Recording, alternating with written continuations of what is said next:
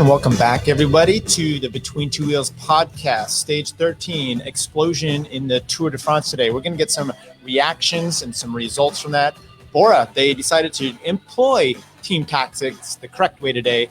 EF Education first, they said, we'll counter that and do our own thing. And the GC battle hots up, surprising nobody, really.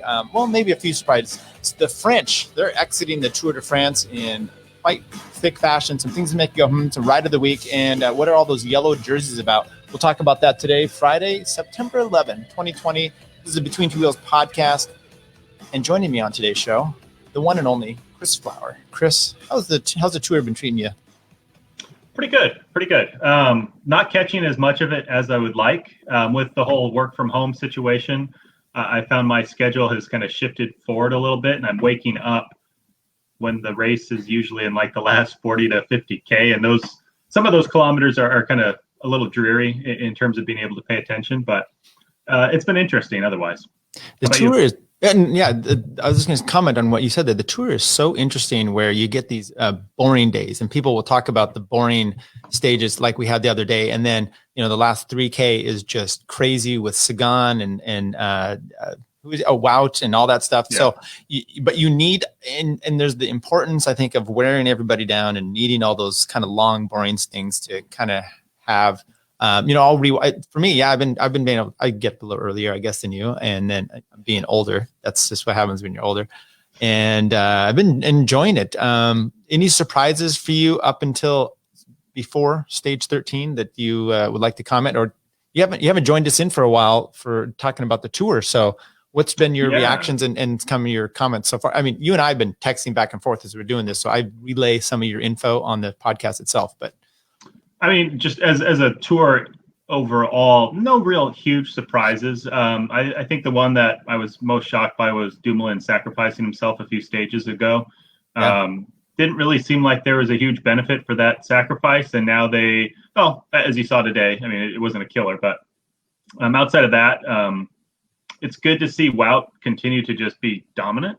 He's got, 2 sprint stages so far this tour, on top of a monument, on top of a sort of monument in Strade Bianche. So, I mean, the guy's just having a hell of a year. So I think I expected him to not participate in the sprints at all and just basically conserve himself to support the team effort. But he's been given a couple of opportunities and has really done a lot with it.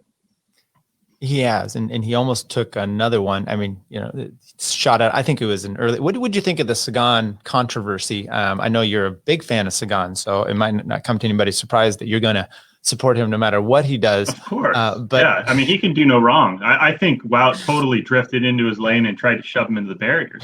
No, it was just, it seemed like it was typical Sagan fare where, he's been able to get away with just argy-barging his way through any gap he wants, and it is what it is, and he leaves everybody in his wake. Obviously, Wout's a strong rider. Even though he didn't win the sprint, he opened up at 300 meters to go into a headwind and lost by half a wheel while getting shoved around. So, I mean, one could say he would have been more able to contend that sprint if he hadn't been bumped, but it is what it is. I think it was probably a desperate move by Sagan to try and get a result, and ended up being what it was. There's the picture there. I don't think the camera came into it at all. I don't think I've heard Sagan reference the camera at all. I know there's a lot of folks out there that say, he was ducking under that. Well, if that was the case, he probably would have said so, but he hasn't. The barricades are a different thing altogether, because those are just ridiculous. They are. And I would, my first thought of that, like, you got the selfie. And then I'm like, so you hit a person holding the camera. It's not going the worst action there is going to be to the camera, not to you. Right. And you're just going to blow that thing apart.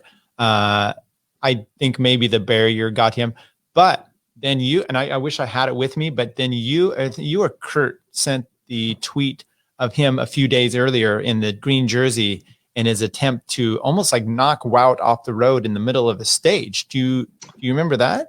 Yeah. No, that was the day before, and it looked like Sagan was. Well, he was in the green jersey when he did it, so maybe it was the day before. Yeah, it could have been whenever it was. Yeah, he just kind of threw a huge shoulder check it looked like he was trying to shoulder check Van Aert, but he just totally whiffed. In the middle of the stage. In the middle of the stage, in the middle of the pack. It was just kind of a pointless move, but maybe he's got a little bit of angst toward the new kid on the block or something. Right. It was interesting because he totally whiffed doing that. He almost like threw himself off the bike, but he has amazing skills, so he can do that. Yeah. So look, that was an interesting point. Wout, by the way, just to kind of recap all that, Wout probably is the wrong guy to do this with, and I say that because he has the straightest, most upright sprint you have, and you're watching that. There's no deviation from him, so it's not like, oh, but Wout kind of pinched him in the no. Wout was just going as straight as you can be, so it made him look worse. What do you think, though, about the judges making a ruling based on outcome? So maybe a different rider goes, he's in a full sprint out of the saddle, Wout that is. Maybe another rider goes down. You saw the reaction from Poland, the Tour of Poland, where the crash was just horrific, and it's more along the lines of what the rules and people, you're going to relegate Groenewegen and they're going to kick him out. UCI is going to sanction him for months or something like that. But it's really because the crash itself looked horrific. If the crash hadn't happened, maybe it's not as bad. And they didn't go down. So, Sagan stays in the race. That's an example. Well, I think the only reason they did the relegation was because there was contact. Because if you look at some of the earlier sprint stages, just in this tour, the big win by Ewan where he kind of bounced all around the field to find a gap. It's like, there was no staying in the lane there. And any kind of lead into the sprint, we saw it at 200 meters or 150 meters, but there's so much contact prior to that point in that stage even. So I think just because it was reactionary to the Jakobsen incident because it was so visible, but it's something that I think is going to happen. And it also is difficult because they really narrow the chutes on the sprint finishes as well. It's like at 300 meters to go, they decide to go from like 40 feet wide to 20 feet wide. And you narrow that chute, there's going to be a lot more contact because there's only so much space for bikes. So I don't know if that's what the driver is behind narrowing the final end there, but it seems like that's a big factor as well. And if Sagan was looking for a hole, you could make it 100 feet wide and he might still make the contact. But it seems like you're forcing the riders into a position where they're going to be making more contact with the barricades narrowing and with the little, I guess you couldn't call them feet, but whatever it is, those little extra bollards that stick out of the barricades seem unnecessary. They used to have the policeman standing there, and you have a policeman now who's been replaced by the bollard and the stand, and the selfie stick has been the policeman, there was the one in 93 or so, the policeman's taking a picture as he's standing there. Okay. So he's been replaced by the selfie and this. So they had it seems like if you had a policeman there, he might be willing to remove the selfie stick from the rider's field of view. So maybe you need to get those guys back or something. Take the picture himself. So let's talk about stage 13. Yeah, here's just so you can see the route starting, and they're heading south, and it's just the terrain map here is it's up and down all day. They're making sure they're not going anywhere but up and down. And here's the climb: 7 categorized climb, a 1, 3, a 2, a sprint in the middle. I don't know who, and then a 3, 3, 2 connected into a 1 with the bonus, and the bonus time didn't really come into it at all. What was your expectations coming into today? And did you have a pick of who you thought would be doing well for the day? Yeah, I didn't think a break was going to stick it to the end.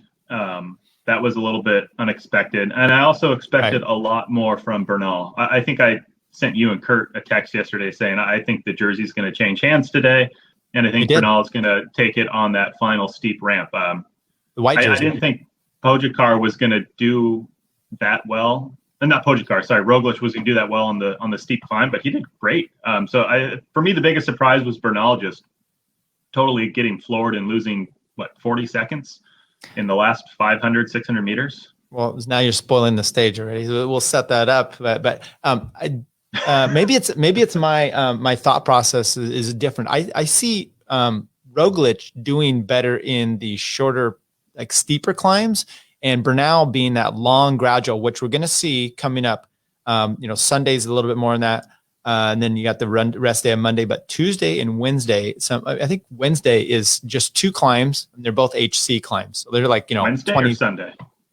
So Sunday's a good one, but then you have the rest day, and then Tuesday and Wednesday, they're both big ones too. And we'll talk about those. And I think those are more along the Bernal, the grinder, the long climb. But anyway, so we'll set it up today. There was, like we said, 191 kilometers to Puer Marie, 7 categorized climbs. The last two, the Cat 2 has a bonus, and we can look at the, once again, we'll go to the profile here, and you can see that kick up to the 2, but then it extends on up to the Cat 1, and it was relentless with that today. We had a big break going early, a lot of notables in there, 3 education first, 2 DeQuanta quick step, 2 Bora. And like you said, when I tuned in, the break has 9 so minutes. I'm like, oh, they'll bring this back. But there wasn't a lot. There was so much climbing, I think, on the day that they didn't have a lot of frantic behind drilling it. It was just a GC battle and then the race playing out in front. And what you ended up seeing was our boy Nelson Powles trying to do the Mark Hershey thing of 3rd time's a charm, getting off the front. Takes like 42K to go. He extends out, gets finally reeled in by Max Schachmann. 2 local, in a sense, local boys. I mean, Roseville has it's Nelson Powles and Max Schachmann's hung out here. We've interviewed both of them, by the way. We'll maybe show up some pictures of that. And they had a little friendly chat, it looks like, along the way. And then Max takes off, and then we have EF chasing down. But what do you think about, first of all, the team tactics that were played out by, and maybe you just want to go into what you just talk about the break and how that ended up and the team tactics that you saw playing out there. And if you thought those were well done by both Bora and EF. I'm guessing that when Schachmann caught Powles, it probably was something like, hey, this is just like the river ride, huh? Right. They both have done it. Climbing up a hill. Right. No, it seemed like it was a good approach. I didn't catch the point when Powles broke away. I hadn't tuned in yet, so I didn't see if that was just kind of a clean attack or if he was countering off somebody. So I don't know how he got away. I don't know if education first had helped set him up by sending somebody up a little bit for him to chase down or what happened there. He rolled away on the downhill, got ahead of everybody, and then just continued up. And then the Cat 2 or the Cat 3, I think he took the KOM and held off on that for a while. Okay. It seemed like he maybe was a little too aggressive in his attack because as we saw in the previous 2 times he got into the break, he kind of rode himself out of it. And I don't know if it would have been, again, it worked out for team tactics for EF because he had a couple guys still in the break group that were able to kind of contribute and put in a good effort. But it seemed like both teams played their cards right because they sent their kind of not lead guys, but some rabbits up the road to set themselves up for a good stage finish. I thought it was great Bora was in there yesterday. And my thought process yesterday was, you're doing this for Sagan. Why do you have your climbers up front? It seems ridiculous. Schachmann's up there kind of, and I was actually surprised that he had what he did today, considering the effort he had put in yesterday. But maybe yesterday they were trying to do the same thing. Then you get Schachmann up the road. He looks really strong. He gets rid of Powles. But as soon as Powles' distance, Danny Martinez and Hugh Carthy, who had been in the break just sitting on, they did work. And I'm like, oh, so, the team's at least, he's almost a minute up the road, but there was a lot of deep climbing to go. And Bora, Kamna comes out too. I mean, those are 2 really strong. And I had no doubts that I figured Martinez would probably come good. He had a wreck early on and he came through and win in the Dauphiné. He can definitely climb. And as it was a good showdown. They finally caught Max Schachmann, inside around 2 or so K to go, got rid of him. And then it was a slog up there. And that last 500 meters was a slow motion sprint. Both the guys kind of attacking each other. Kamna taking the last kick on 100 meters to go, and a slow but pretty decisive win by Martinez. Yeah, it was interesting because they caught him just at the base of the ramp, and there was kind of a faux attack by Kamna. Martinez was on it immediately, so they created a short little gap with themselves and Schachmann, but they kind of both sat up, and Schachmann caught back on, and almost looked like Schachmann was recovering. Until they got to that last switchback where there was kind of that checker pattern, and Martinez went to the front and just rode him off his wheel. It was a good finish. One of the things I didn't really like was that their last 500, 600 meters happened to coincide with when the GC group hit the base of the ramp, and it seems like in those instances, maybe go with like a split screen so that you could have both groups watched, because it seemed like they were missing some of the key points of both finishes. So as those two are finishing, the GC battle is really starting to light up when they hit the bottom of that ramp. When you're watching it on, like me, I watch it on the NBC feed, and you can do either the advertising one with Phil Liggett and Bob Roll, or the non-ad one with Anthony McCrossan and Simon Gerrans. And both of them will have, like the NBC ad one, they'll have an ad, but then they'll show in a smaller box the action, so you don't miss it. And it's, you're 180K out, you don't really give a shit. And then the other one, same thing, flashback or something that they're doing an interview and they're showing you do that, right? Because we came back and, hey, Pogacar is like attacking, Roglic is with him, and Bernal's getting distance.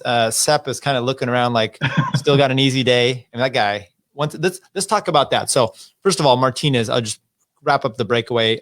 Never looked like he was having trouble on that climb. He was pulling the whole way. Kamna looked good as well. But when Kamna kind of had some little moves, he easily brought him right back. And he didn't quite see Kamna attack at the end. And there's a little bit of a gap, and you're wondering, but you can see the determination. You had asked me, hey, does he have a kick at all? And if you remember back in the Tour of Colombia, he did win some stages there over the finish ahead of Higuita and Bernal.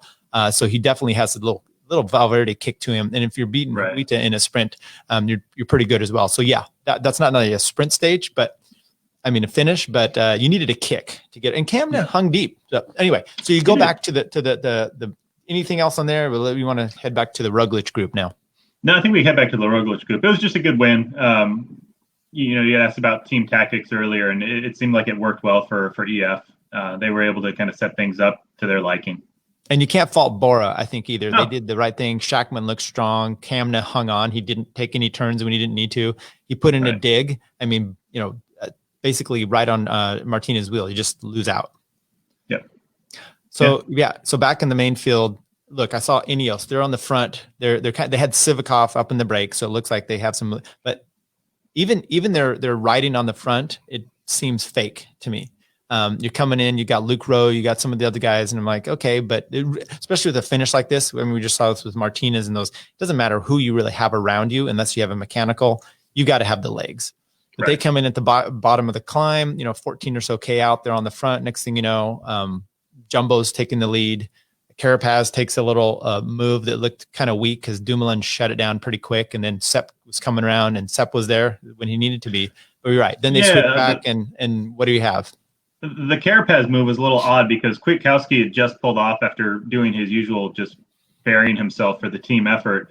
And Carapaz, it was almost like an attack. And it seems like if you kind of know your lead guy, Bernal, is not one for the Sergi type of efforts, it seemed like it wasn't a wise move because they attacked. That allowed Jumbo-Visma to kind of fill the gap. Dumoulin was on it right away.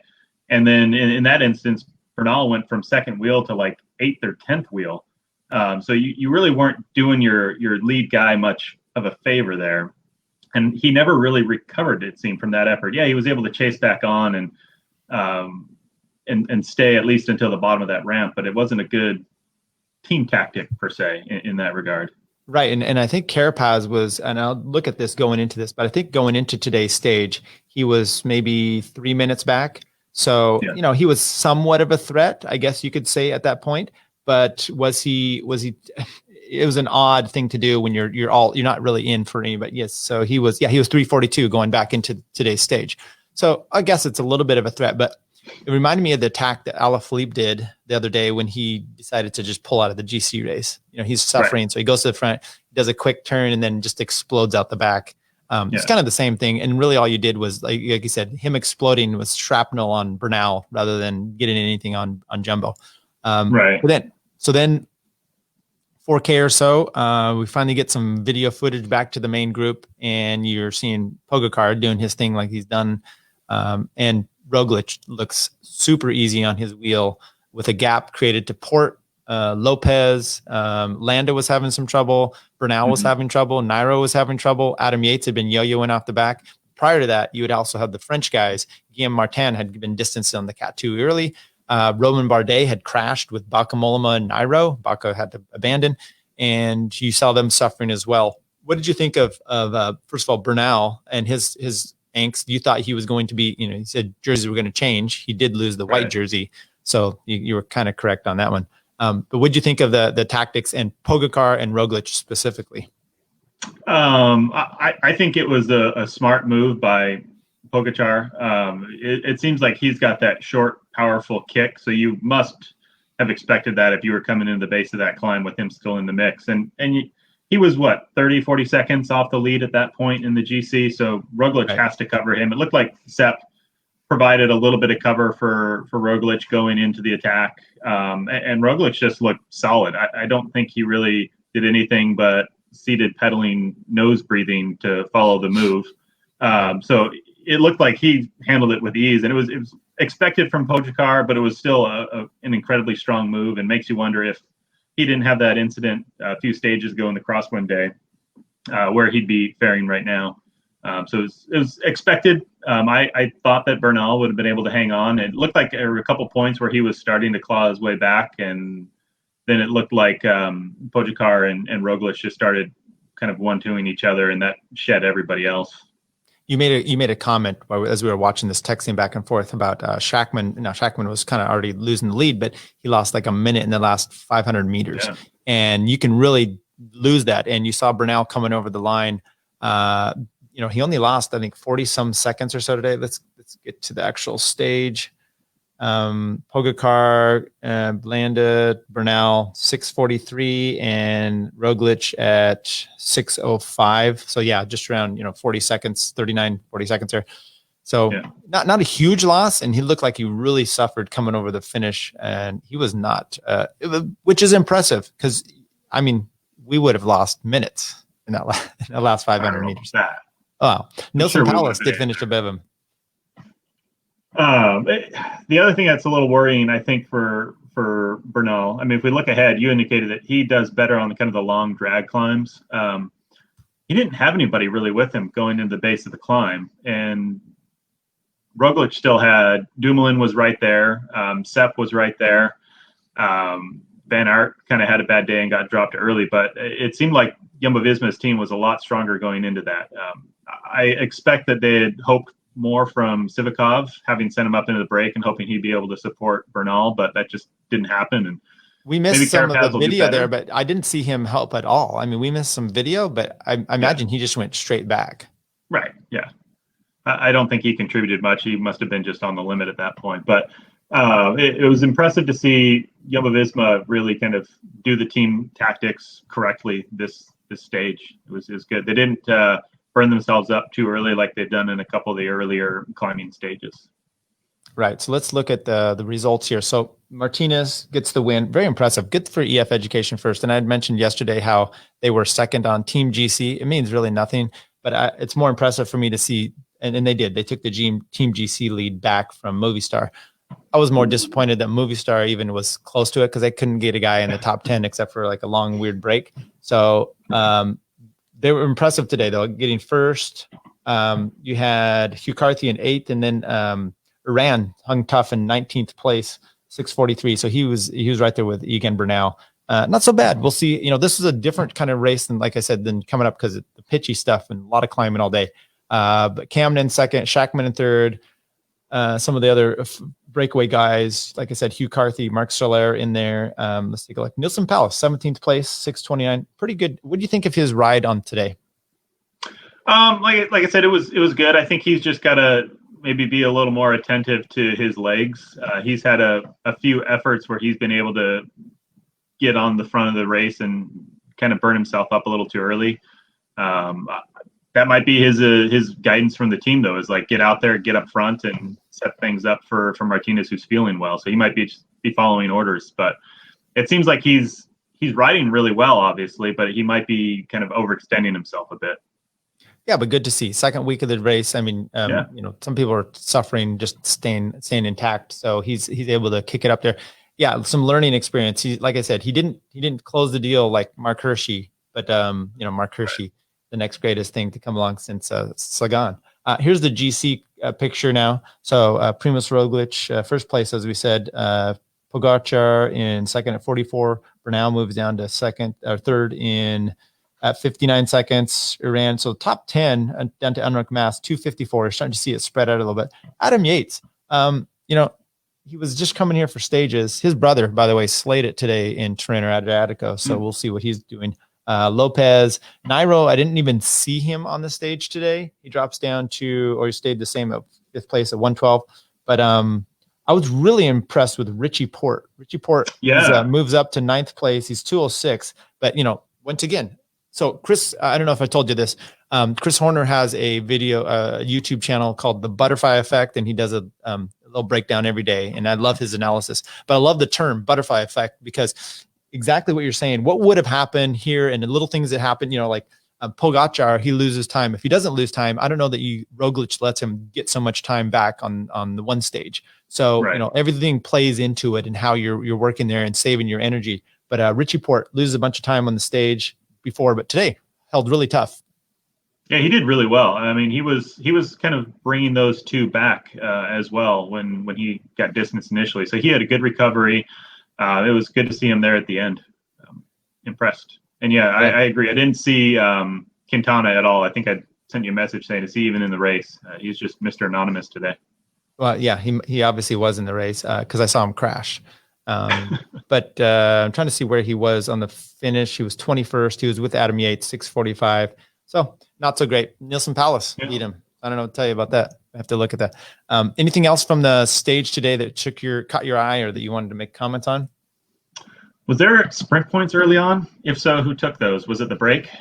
There were sprint points early on, and I think the break took those. It's Pro Cycling Stats has a great website for all of this, but it does take a little bit to comb through. Sam Bennett, but still it's just by GC. Well, there's a if you go over to the actual race itself, they do a great as you're watching it feed update. So I think it's under their daily stats under race, and they'll give a breakdown of the stats of the day and kind of who was in what.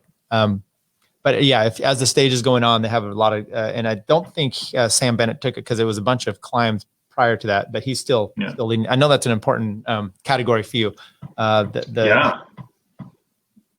It's funny. Speaking of the green jersey or Bennett, Jason Smith sent me a message yesterday asking, hey, if Bora go to the front and just drill it, do you think they can ride Bennett out of the time limit? My initial response was absolutely not, or not a chance. And after the way Bennett finished today, I might have to recant that because he looked half dead coming over the finish line. So tomorrow, opening up with a class 2 climb early, it might be a good opportunity for Bora to just lay the hammer down and leave him for dead and have him miss the time cut to set Sagan up for a green jersey. That's a good point. Is this the stage that starts with just right off the bat, a huge climb? Let's see if I could pull up the profile with that. Cat 2. No, there's a different one later on in the race. But yeah, you might have a point. I mean, there's a sprint point early. He'll get that, but you're looking at the time cut. This tomorrow's stage, I don't think is one for that. Maybe some of these later on, though. You could be right. Yeah. Maybe what's about Leon up at the Grand Galibier? Ooh.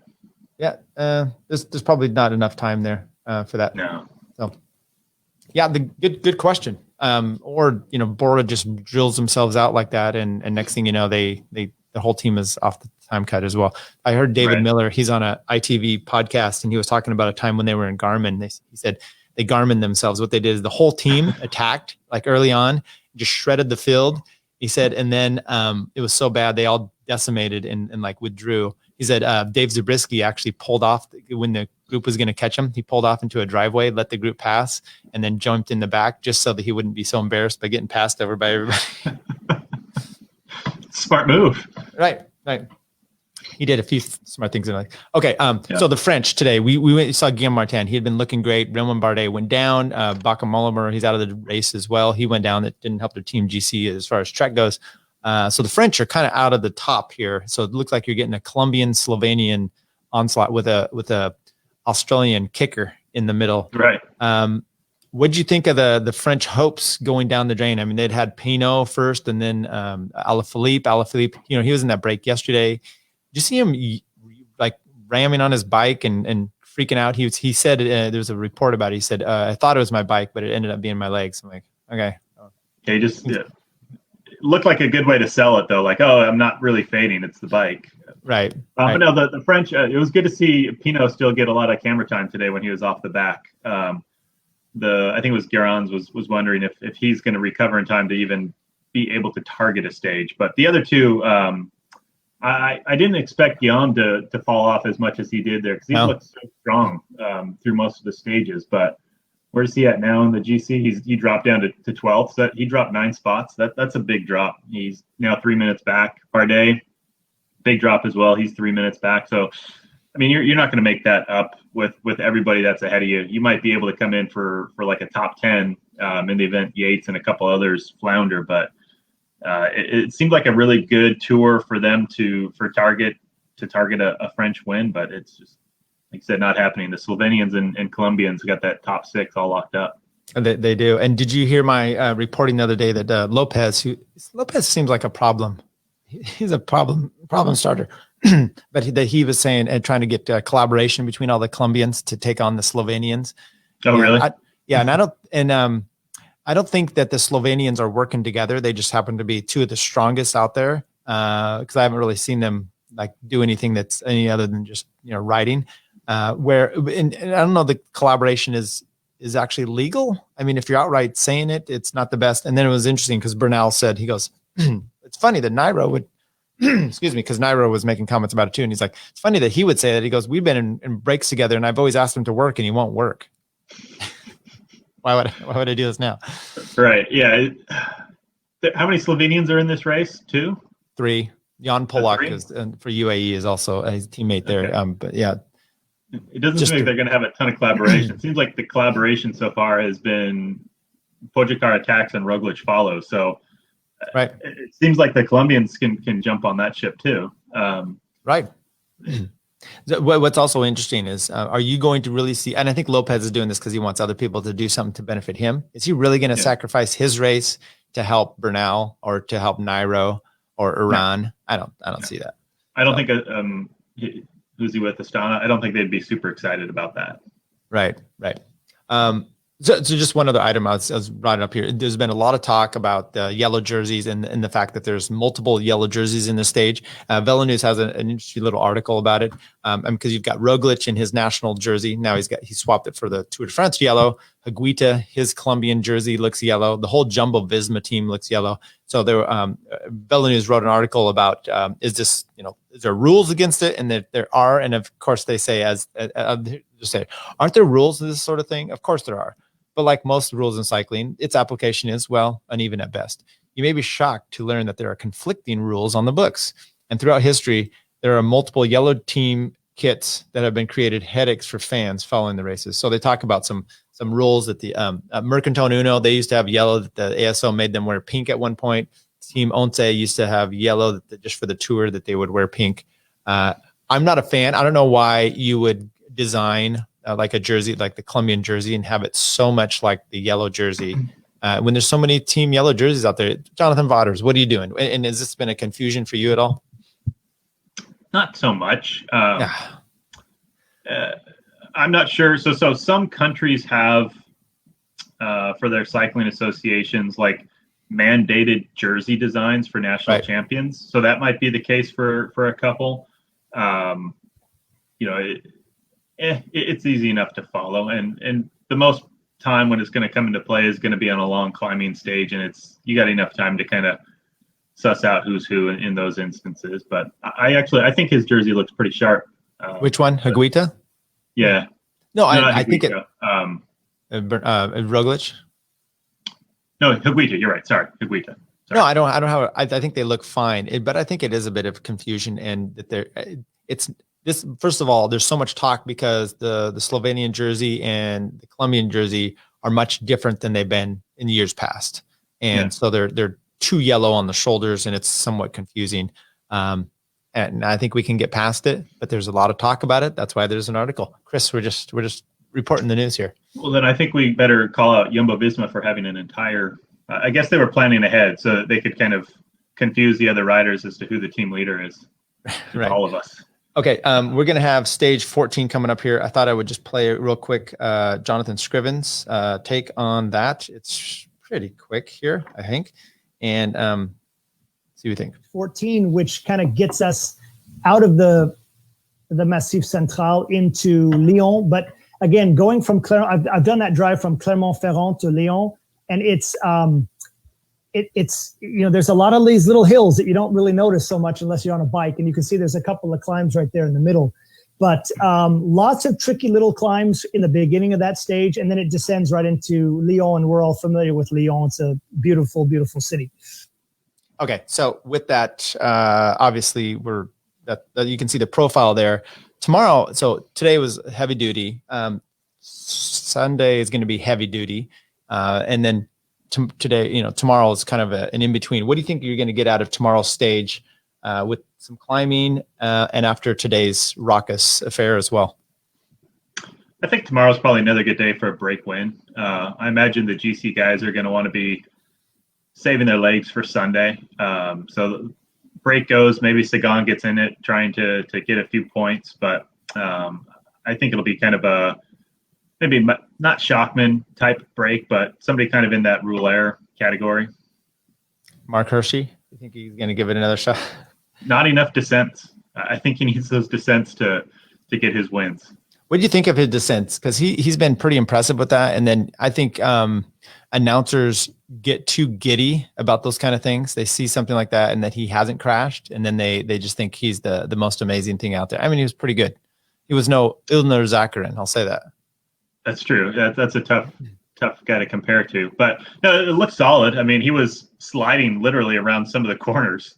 So he was definitely going all in. I think they had said he put 20 seconds on the chasers on that descent. So if you're going to do that in a handful of kilometers, you're definitely going all out and picking really good lines. But it looked good. He didn't crash, so that's a win. And then you've got so this is the rest day, and then you've got the rest day, and this is Sunday. This is Sunday. Yeah. Sunday to Grand Calibier, Cat 1, and HC going over there. That's going to be pretty solid as well. Once again, the GC battle, rest day coming up after that. And so I think you're going to see, a lot of explosion as we would expect with a hilltop finish. Yeah, I think I think you're going to see the GC battle really get flushed out on that stage. The other thing I think will be interesting to see is you got the rest stage the day after that is how many people make it to stage. I guess that would be 16, 15, whatever it ends up being. A lot of the climbers that are going to be decidedly out of it and might not be really that well primed to win a stage might call it a tour. You've got the World Championships, 2-3 days afterward. Yeah. So maybe take a week to get your legs recovered, go recon the course and change focus. I think having everything as condensed as it is will throw an interesting element as this tour wraps up. You're right, because then Tuesday's tough, but there's Wednesday. There's the 2 HC climbs up to Col de la Loze. Mike Sayers gave me a video. He was in the team car following up that on like a U23 race last year. So see what I cut that up and see. It's pretty twisty, climby, and it looks pretty nasty. So yeah, if you're a sprinter, maybe you just want to get the F out of there and do that. You have a ride of the week or rider of the week or the day? I'll go with Wout still. I mean, what he do today? Oh, you mean for the week? Yeah, you said week. For the day, I'll go with Pogačar. He didn't take any time on Roglic, but the guy's riding like he wants to win. I mean, he's attacking, he's aggressive, he's not really playing defense, and he's kind of going out there to take what he can take. And he ended up getting the white jersey today, which is, it's no yellow jersey, but it's nice to have. So I like his racing style where he's not defensive. He just doesn't sit and wait for one little attack. He goes and he goes and he goes. And, we saw him beat Hershey in a sprint, 3-4 stages ago. So he's got some kick too. All these young riders, it's crazy. I mean, think of if we had Remco in here. Yeah. It's tough to keep track of everyone. I mean, Roglic looks like the old man on the block, and he's 30. And by the way, you look at facial expressions on the climbs today. Pogačar was suffering a little bit. Bernal looked, there's a point there where I thought he was weaving across the road. And then Roglic, like you said, he was nose breathing, standing up. He looked super, super smooth. So people were expecting kind of a fault in him. And they keep saying this because they only reference back to the Tour, the Giro of, he really suffers in the third week. I think it's totally different. He came into the Vuelta and he did not suffer in that Vuelta in the third week. He looked super strong the whole time. This year has been different. I think everyone's riding at a different level because of maybe more rest. They were able to come into it, fit, but there's just a little bit more rest. I don't think he had a race day prior to the COVID shutdown. He hadn't raced yet. So he has only come into racing, pretty hard since the lockdown. Yeah, and he's probably still, he's racing, but he's also probably recovering from the crash that he had. Was it the Dauphiné? So he was carrying that into this race. So as those injuries heal, he might be feeling better. Who knows? Right. Maybe it forced him to rest a little bit. Yeah. Right. I'm picking Martinez. I just love the fact that EF got back up on the top there. I was pretty impressed with Bora too, but I like to see, EF is, you look on the teams and they have an American flag there, still American pulling it, and Jonathan Vaughters. And it was really good to see Nilson Palace being part of that today. I think pretty significant part because it forced Marc Soler as an example to really push forward, and Alaphilippe trying to bring he and Shackman back. And then it allowed his teammates to sit on, and they cruised through, dumping Soler and Alaphilippe. So I think it worked out to the best. That's my guy. That works. Very cool. Okay. Appreciate you coming on. Let's keep doing this and enjoying the tour. You watching Adriatico or Women's Giro Rosa or anything else, or just the tour occupying your time? Tour for the most part. I've been trying to pay attention to Adriatico. It was cool to see Woods do as well as he's done. Yeah. But, maybe he's got a little extra fire with his non-tour selection, but he's riding really well. It's good to see him get a win. I don't mean to spoil it for you, but he loses the lead today, and he didn't quite do as good as Yates, but he's okay, I think. That's all right. Okay. Hey, Chris, appreciate you joining everyone. Sure. Between Two Wheels Podcast, episode 196. Thank you. Once again, we stream this live on Facebook because we're banned on YouTube for a while. So everyone check us out on YouTube and Facebook, and we'll do the other. So Chris, thank you very much. You have a good one. Yep. And everybody else, I appreciate you for joining us as well. Between Two Wheels Podcast, doing what we can. Thanks.